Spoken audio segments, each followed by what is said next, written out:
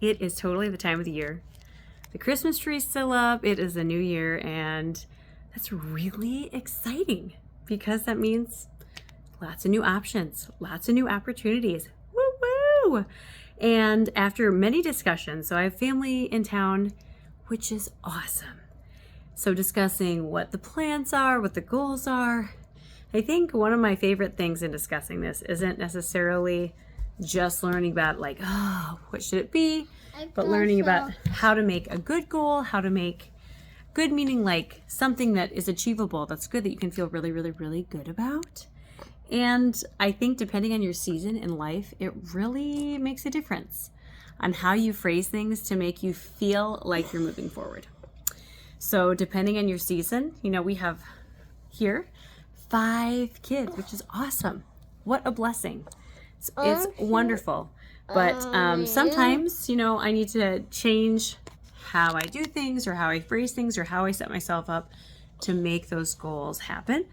Because it seems like, especially after like the glitz and glamour of the new year and back to work and vacation's over and people go home and you kind of get into just, well, the Januaries really. It's really easy to go, ugh, forget that. I'll try a new thing another day. So I encourage you to set resolutions, absolutely. But I'm going to challenge you to do 2 things. 1, lower your standards. So whatever high arching goal, it's great. That's good. That's great to have those goals.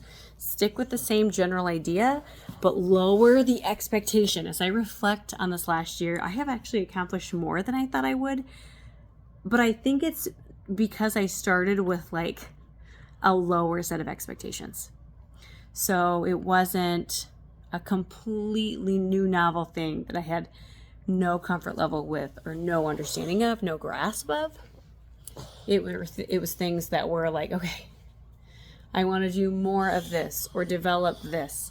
And here are the small hallmarks that I can tell that I can be successful.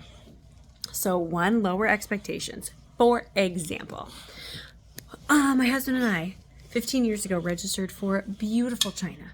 Beautiful China, and I'm one of those women that love a beautiful dish. I just love it.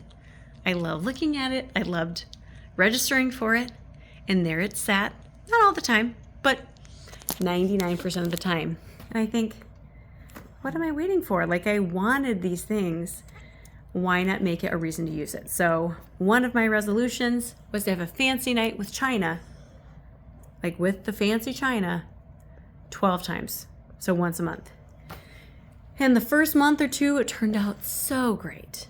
I made the fancy meal and all this, and then as life and activities and just the busyness got out of control, I thought, whew, woof, it's never going to happen. So by lowering my expectations, by maybe serving pizza or chicken nuggets on my fancy dishes, I still got the joy of using the dishes, but maybe not with all of I don't have 3 hours to make this perfect candlelit experience. And so when those things did happen, it was great, it was extra.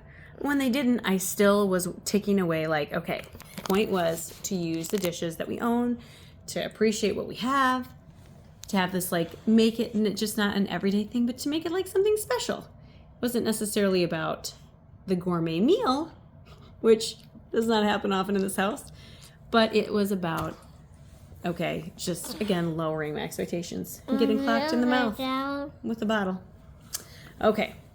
Then the next one is after great lengths again with my family, just dividing it up into categories. Like you can have many resolutions, but I think it does help easier. Like, okay, is this one for my mind? Is it one for my heart? Like emotional? Is it mental? Is it like a test for myself? Is it physical?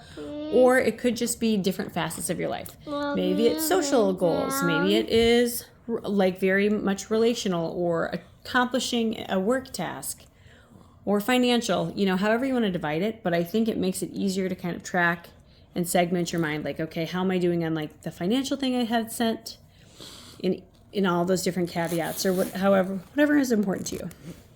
And then the last thing, finally, I'm going to say that I think has helped me, honestly, so so many people, and it's something that I really am excited to start this year, is have a way to verify.